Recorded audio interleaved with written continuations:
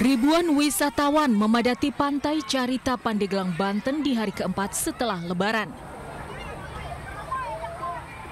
Bibir pantai sepanjang ratusan meter dipenuhi ribuan wisatawan dewasa dan anak-anak yang berenang. Tak hanya wisatawan lokal dari wilayah Banten dan sekitarnya, warga yang berkunjung juga banyak yang berasal dari luar kota termasuk Jabodetabek. Mereka sengaja datang untuk menghabiskan libur Lebaran akhir pekan ini. Data pengelola, sekitar 2.500 wisatawan tercatat masuk ke Pantai Carita pada pagi tadi.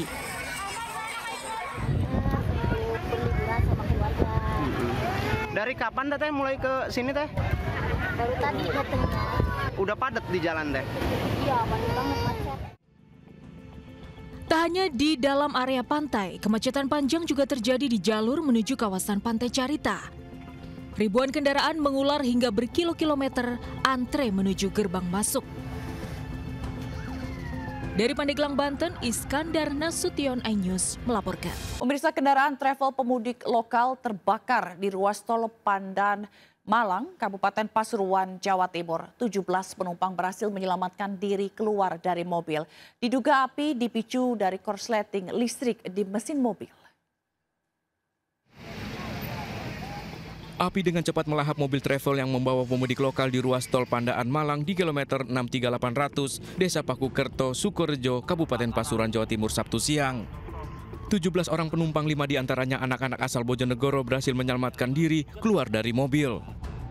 Kejadian berawal saat mobil melaju membawa pemudik lokal yang akan bersilaturahmi tiba-tiba mencium bau gosong dari mesin.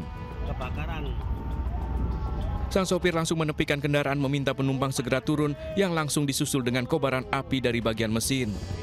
Kendaraan Suzuki Elop yang mengarah ke arah Malang mengalami overhead, kemudian menepi di kiri bahu jalan, kemudian tiba-tiba terbakar. Untuk saat ini seluruh penumpang berjumlah 11 orang selamat. Akibat kebakaran ini, arus lalu lintas di tol Pandaan sempat tersendat. Seluruh penumpang telah dievakuasi menuju eksit tol Purwodadi Pasuruan untuk dijemput keluarga. Dari Pasuruan, Jawa Timur, Jaka Samudra, iNews melaporkan.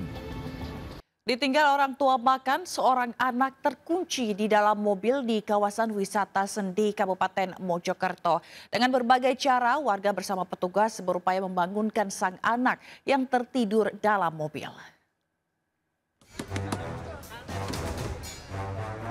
Warga bersama petugas berupaya membangunkan seorang bocah tertidur dalam mobil terkunci di parkiran kawasan wisata di Sandi, Desa Pacet, Kabupaten Mojokerto. Pemilik mobil nyaris memecahkan kaca untuk memastikan kondisi anaknya. Sang anak akhirnya terbangun, berhasil membuka kunci mobil. Awalnya rombongan keluarga ini datang ke lokasi untuk berwisata, mampir untuk makan, meninggalkan anaknya tertidur dalam mobil dengan kondisi mesin menyala.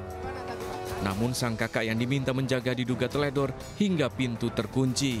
Dikunci kakaknya. Kakaknya habis mau makan, tujuannya itu ngamankan. Tapi kakaknya nggak tahu kalau di luar celok. Dah, makasih. Terus kondisinya gimana sekarang? Aman. Setelah berhasil dibuka, rombongan keluarga ini langsung melanjutkan perjalanan ke Kabupaten Nganjuk.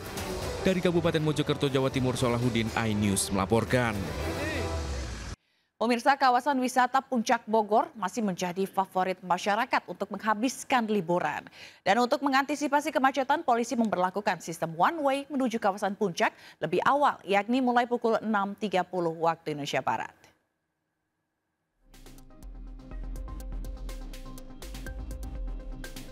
Kepadatan kendaraan mulai terasa di gerbang tol Ciawi menuju Simpang Gadok dan Megamendung di kawasan Puncak. Antrian kendaraan bahkan mengular hingga 8 km. Satlantas Polres Bogor memberlakukan rekayasa arus lalu lintas one way atau satu arah dari arah Jakarta menuju kawasan Puncak. Jika di akhir pekan biasanya one way mulai diberlakukan pukul 7.30, hari ini one way diberlakukan mulai pukul 6. Kepolisian memprioritaskan kendaraan dari Jabodetabek menuju Cianjur karena masih tingginya arus kendaraan wisatawan yang ingin menghabiskan libur Lebaran di kawasan Puncak Bogor.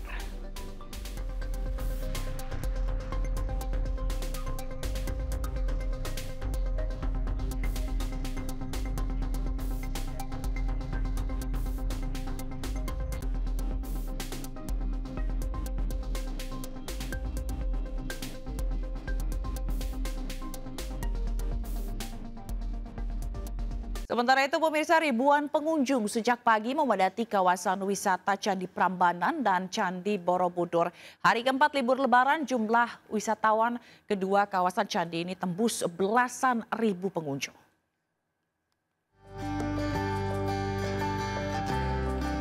Ribuan pengunjung sejak Minggu pagi memadati kawasan wisata Candi Prambanan di Sleman, Yogyakarta.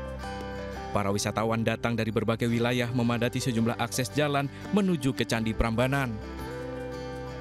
Hingga hari keempat masa libur lebaran jumlah pengunjung sudah menembus 14.000 orang. Suka view-nya, sudah gitu legendaris banget. Ya, aku udah berapa kali kesini nggak bosen. Gitu ya Bu ya? Iya. Diperkirakan jumlah pengunjung masih akan terus bertambah sebelum masa liburan habis. Kepadatan wisatawan juga terjadi di kawasan Candi Borobudur. Para wisatawan datang dari sejumlah wilayah termasuk luar Jawa dan mancanegara. Jadi lebaran ya kita pilih untuk kunjung ke kota lain. Memang tiap tahun kita usahain sering ke tempat-tempat lain kayak Surabaya. Tapi tahun ini kita udah rencanain dari lama untuk ke Jakarta untuk ke Candi Borobudur. Jadi ini sengaja datang ke sini ya? Iya, sengaja datang ke sini mau kunjung Borobudur. Di masa libur lebaran kali ini, pihak pengelola Candi Borobudur menargetkan sebanyak 97.400 pengunjung. Dari Magelang, Jawa Tengah dan Sleman, Yogyakarta, tim kontributor iNews melaporkan. Pemirsa, mudik tak lengkap rasanya jika tak membawa pulang buah tangan atau oleh-oleh. Nah, bagi Anda yang mudik melalui jalur selatan, jangan lupa untuk mampir berburu oleh-oleh dodol burayot dan aneka keripik.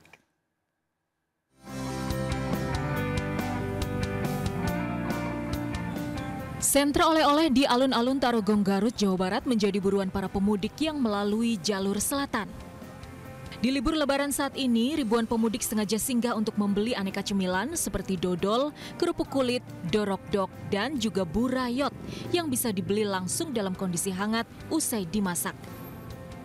Burayot yang dalam bahasa Sunda artinya bergelantungan merupakan makanan tradisional yang terbuat dari tepung beras, gula merah, dan minyak kelapa.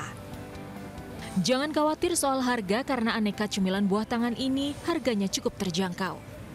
Alhamdulillah banyak peningkatan dari hari-hari biasa. Jadi lumayan rame lah. Soalnya kan jalannya macet. Banyak juga habis mudik kan. Jadi mereka pada kesini beli, ada yang penasaran juga burayot itu apa. Para pemudik yang hendak mampir ke sentra oleh-oleh diimbau memarkir kendaraan secara bijaksana agar tidak memicu kemacetan di jalur mudik. Dari Garut, Jawa Barat, Iis Solihin, iNews melaporkan.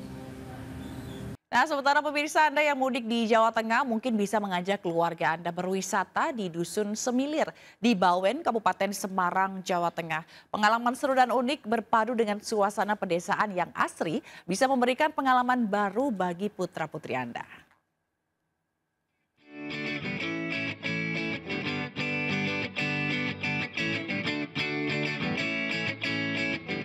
Mudik ke kampung halaman rasanya ada yang kurang jika tidak menyempatkan diri untuk menghabiskan waktu liburan dengan berwisata.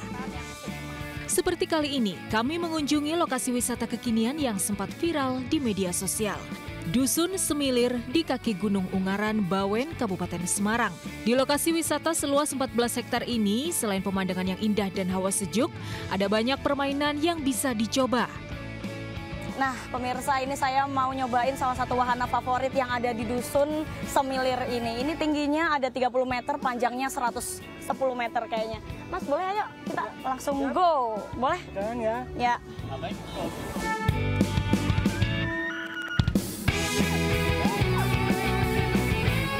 Pengunjung bisa menikmati berbagai hal dalam satu area wisata. Mulai dari wahana bermain, spot foto, kuliner, penginapan, hingga pusat belanja. Tadi udah nyoba apa aja nih? Perosotan, baru ini, kedua, sinema. Untuk pengunjung sih cukup excited ya, untuk main di Dusun Semilir, untuk mencoba-coba wahana, atau hanya sekedar singgah, untuk ke resto, beli oleh-oleh, itu cukup banyak sih. Jadi nih buat pemirsa yang mau mampir atau lagi jalan-jalan di Semarang bisa langsung datang ke Dusun Semilir ini. Dari Kabupaten Semarang di Jawa Tengah, Gisel Nur Rahma, Surya Santoso. Sampai jumpa. Dah. Pemirsa, memasuki puncak arus balik Lebaran, volume kendaraan di Pelabuhan Bakauheni Lampung meningkat namun masih ramai lancar. Dan ada rekan Salam Rahmat yang memantau kondisi arus balik di Pelabuhan Bakauheni. Salam, silakan dengan laporan Anda.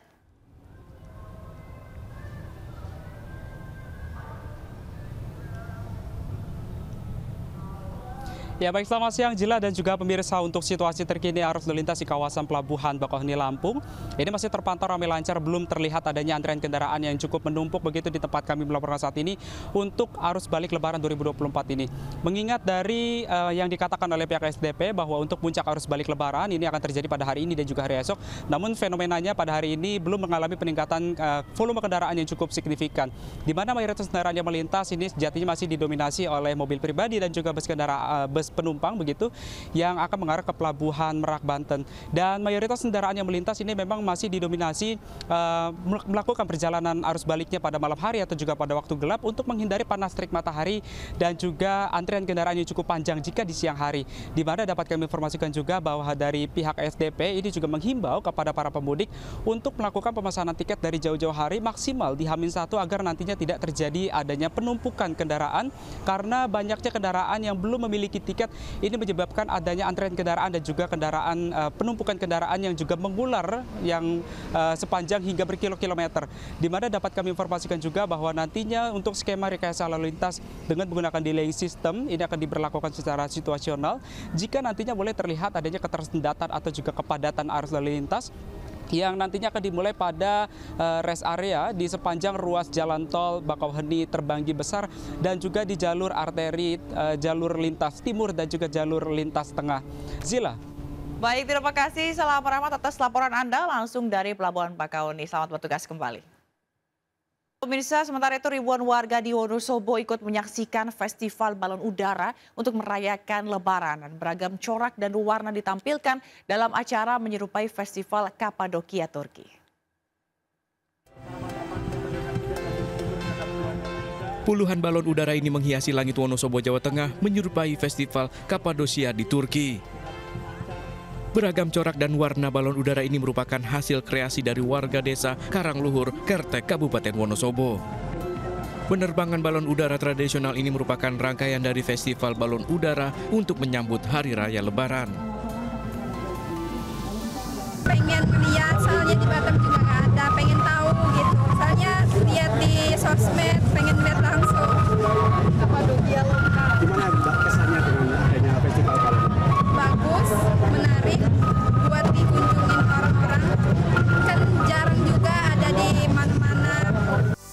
Acara ini digelar bertajuk Karangluhur Balon Culture Festival 2024 digelar selama 2 hari. Menerbangkan balon udara ini menjadi tradisi warga Wonosobo setiap kali Lebaran.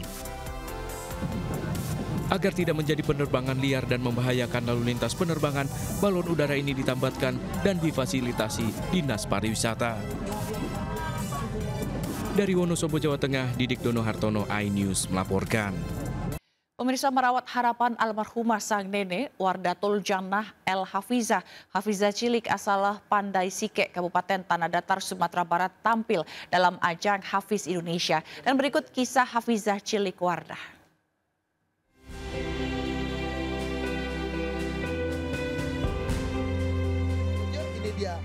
Bisa tampil di ajang Hafiz Indonesia sejatinya bukan keinginan semata Wardah.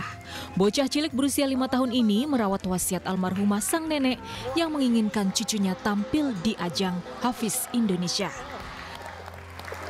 Gayung pun bersambut.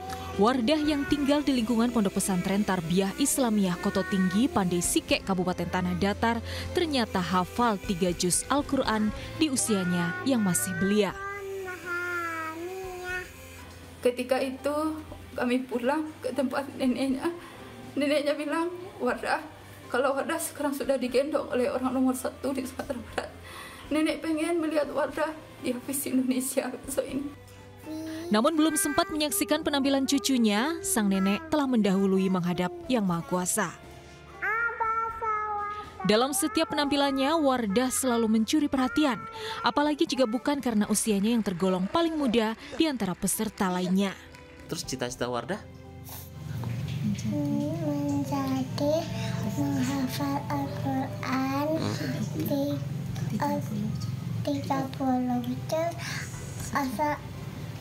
itu seperti Kak Nabila. Dari Kabupaten Tanah Datar, Sumatera Barat, Agung Sulistyo, iNews melaporkan. MNC Sekuritas kembali meraih 3 penghargaan sekaligus dalam ajang Digital Technology and Innovation atau Digitech Award 2024 yang digelar di kawasan Senayan, Jakarta. MNC Sekuritas menjadi satu dari puluhan perusahaan yang dinilai mampu mengimplementasi teknologi digital untuk memberikan pelayanan prima pada customer di Indonesia.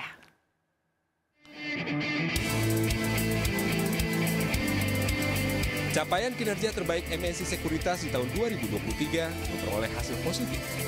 Hasil positif ini dibuktikan dengan diraihnya 3 penghargaan sekaligus pada ajang Digital Technology and Innovation Award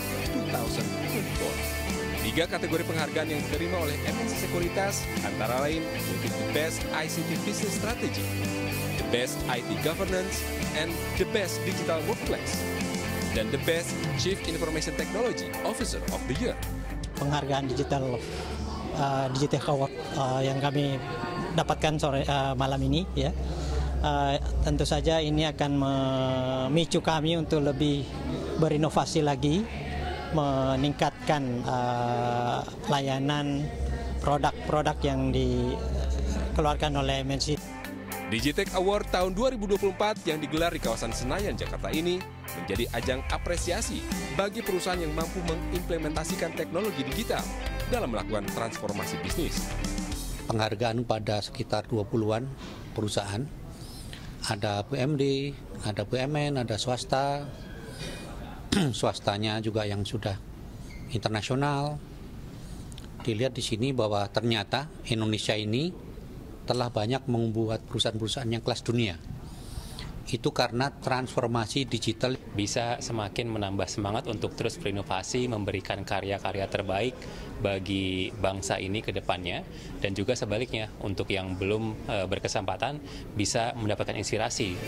Dalam ajang ini, 21 perusahaan baik swasta maupun BUMN juga mendapatkan penghargaan di berbagai kategori. Dari Jakarta, Rizky Iqbal, iNews melaporkan.